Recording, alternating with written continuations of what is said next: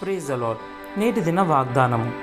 తనకు స్తోత్ర రూపముకు క్రొత్త గీతమును మన దేవుడు నా నోట నుంచెను. అనేకులు దాన్ని చూచి భయభక్తులు కలిగి యెహోవా యందు నమ్మకై ఉంచెదరు.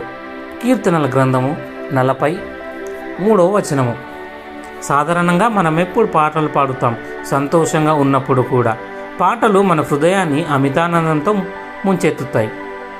ప్రభువు మనలను రక్షణ ఆనంద వస్త్రంతో ధరింపచేశాడు గనుక ఆయన కొరకు పాడడం మనం ఆపకూడదు. అపోస్తులుడైన పౌలు ఒకరినొకడు కీర్తనలతోనూ సంగీతములతోనూ ఆత్మ సంబంధమైన పాటలతోనూ హెచ్చరించుచు మీ హృదయములలో ప్రభువును గూర్చి పాడుడు అని వ్రాశాడు. దావీదు సితారా వాయిస్తూ పాటలు పాడుతూ దేవుని కొరకు ఎన్నెన్నో పాటలు వ్రాశాడు. నీ విమోచన కొరకు ఒక స్తుతి పాట వ్రాసేందుకు నీవెందుకు ప్రయత్నించకూడదు? అది నీ హృదయ అంతరంగం నుండి బయటికి రావాలి. ఎందుకంటే మన స్తుతులన్నింటికి ఆయనే అర్హుడు గనుక అన్ని సమయాల్లో ప్రతి చోట మానక ఆయన కొరకు పాడాలి. నీ సాగెద యేసునితో నా జీవిత కాలమంతా యేసుతో గడిపెదా, యేసుతో నడిచెదా అని పాడుతూ నిత్యము ఆనందించాలి. ప్రార్థన.